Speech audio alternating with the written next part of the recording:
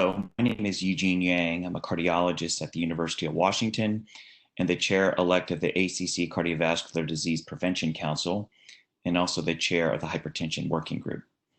Today, I want to share with you some quick tips about the use of RAAS inhibitors for COVID-19 patients. As many of you know, this has been a very hot topic in cardiology, and I want to provide you with some clinical advice.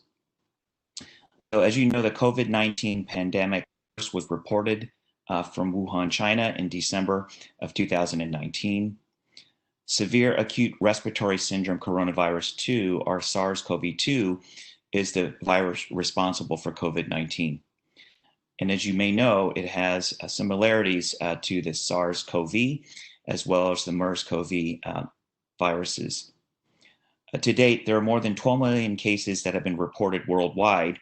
In the United States alone, more than 3 million cases and 130,000 deaths have been attributed to COVID-19. One of the things that was observed early on from Wuhan and in Italy was that there was a high prevalence of hypertension noted among hospitalized and critically ill patients. COVID-19 and hypertension has been a hot topic and area of some concern. In a recent large observational study of over 5,000 patients, 56% of those hospitalized patients carried a diagnosis of hypertension. In addition, from reports in China and Italy, similar hypertension rates were observed around 50%. We know that older age, coronary artery disease, diabetes, obesity, and chronic kidney disease are also associated with higher rates of morbidity and mortality in COVID-19 patients. Therefore, it remains unclear if hypertension is really independently associated with worse outcomes or confounded by these comorbidities.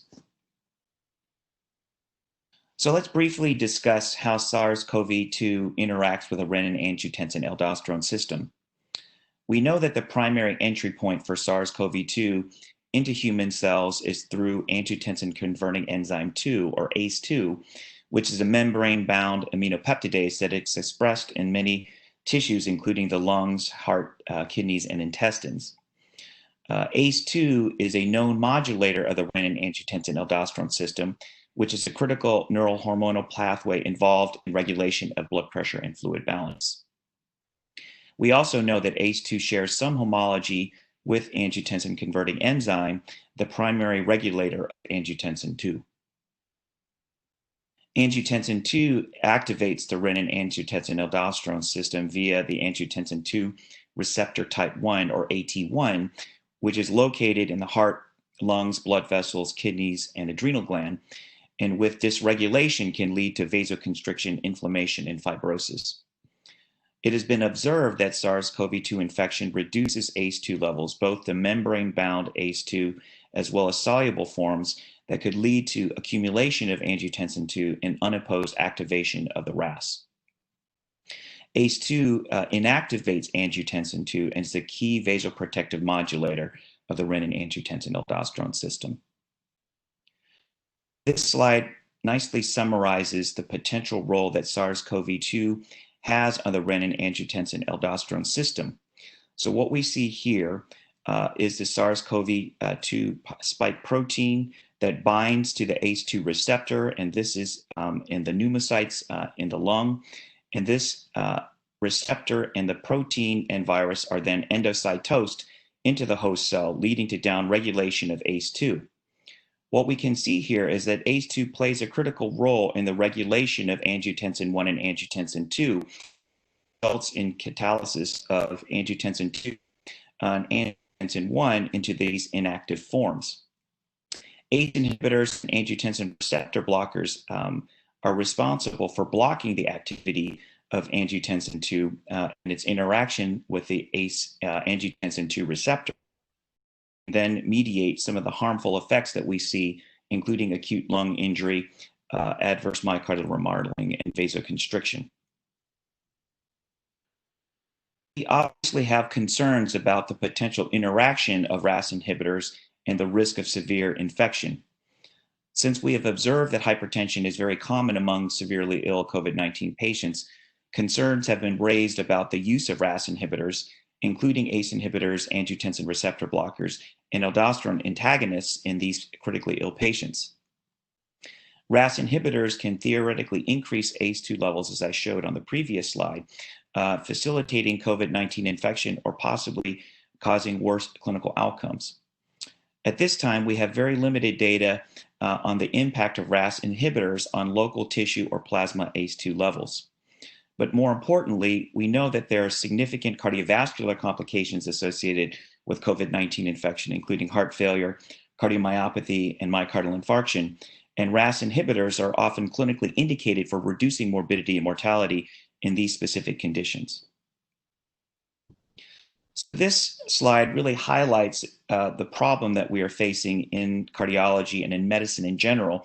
And this is just a blog that I saw yesterday that shows an example of where a patient was being treated with an angiotensin receptor blocker, but due to concerns about the potential risk associated with it, you can see how this patient's son actually advised the provider to discontinue the angiotensin receptor blocker and replace it with another medication.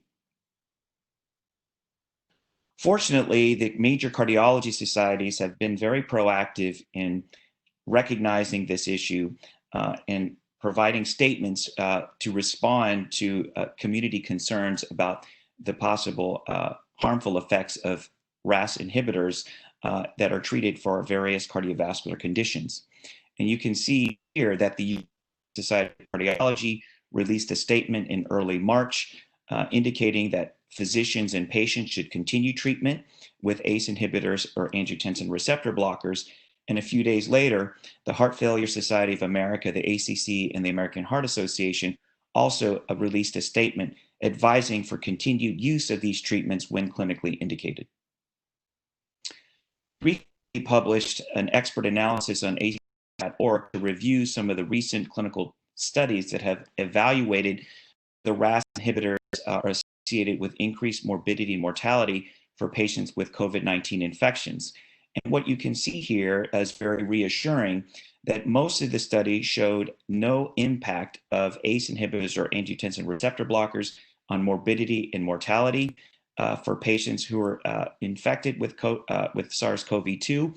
And in fact, several studies suggested a possibility of decreased all-cause mortality and reducing the severity of infection for COVID patients. I think what gives us some pause, however, one recent study that was highly publicized and published in the New England Journal of Medicine was retracted because of concerns about the integrity of the data. Consequently, there are many randomized clinical trials that are underway to examine the potential role of ACE inhibitors and angiotensin receptor blockers and their impact on clinical outcomes as outlined here. And in fact, one study that is not listed here will be presented at the European Society of Cardiology meeting next month as a late-breaking clinical trial. To summarize, we know that high blood pressure or hypertension has been associated with severe infection and mortality among hospitalized COVID-19 patients. RAAS inhibitor use for hypertension management is common. Up to 50% of patients in the United States are prescribed this class of medication and should not be discontinued in COVID-19 patients. Evidence from the observational studies that I showed demonstrate no harm and possibly improved outcomes for patients treated with RAAS inhibitors. And finally, randomized clinical trials are underway to determine the safety and potential benefits of RAAS inhibitors in COVID-19 patients. Clinicians, most importantly, should initiate appropriate treatment with RAAS inhibitors, however, when clinically indicated. And that includes patients with heart failure, coronary artery disease, hypertension, diabetes, and chronic kidney disease. And really, until we have evidence from randomized clinical trials that tells us otherwise, we should really continue to appropriately use these medications in clinical practice. So I want to thank you for joining us on this quick tips and have a nice day.